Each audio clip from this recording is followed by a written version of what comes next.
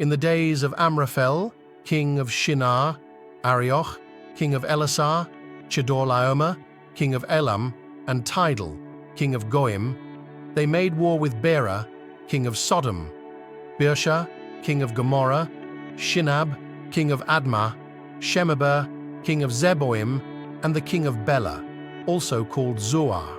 All these joined together in the valley of Siddim, also called the Salt Sea. They served Chedorlaomer for 12 years, and in the 13th year they rebelled. In the 14th year Chedorlaomer came, and the kings who were with him, and struck the Rephaim in Ashtaroth Kanaim, the Zuzim in Ham, the Emim in Shaveh Kiriathaim, and the Horites in their Mount Seir, to El Paran, which is by the wilderness.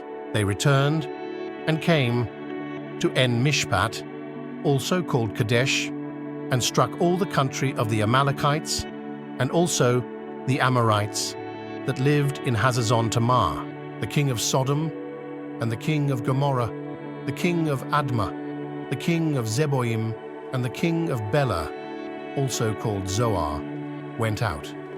And they set the battle in array against them in the valley of Siddim, against Chedorlaomer king of Elam, Tidal, king of Goyim, Amraphel, king of Shinar, and Arioch, king of Elasar, 4 kings against the 5. Now the valley of Siddim was full of tar pits, and the kings of Sodom and Gomorrah fled, and some fell there.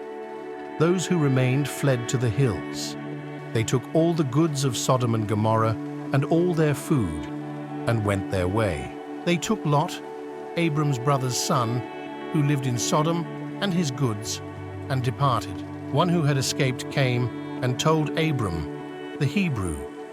At that time he lived by the oaks of Mamre, the Amorite, brother of Eshcol and brother of Aner. They were allies of Abram. When Abram heard that his relative was taken captive, he led out his 318 trained men, born in his house, and pursued as far as Dan. He divided himself against them by night, he and his servants, and struck them, and pursued them to Hobah, which is on the left hand of Damascus. He brought back all the goods, and also brought back his relative Lot and his goods, and the women also, and the other people. The king of Sodom went out to meet him after his return from the slaughter of Chedorlaomer, and the kings who were with him at the valley of Shaveh, that is, the king's valley. Melchizedek, king of Salem, brought out bread and wine. He was priest of God Most High. He blessed him and said, "Blessed be Abram of God Most High, possessor of heaven and earth. Blessed be God Most High, who has delivered your enemies into your hand." Abram gave him 1/10 of all. The king of Sodom said to Abram, "Give me the people and take the goods for yourself."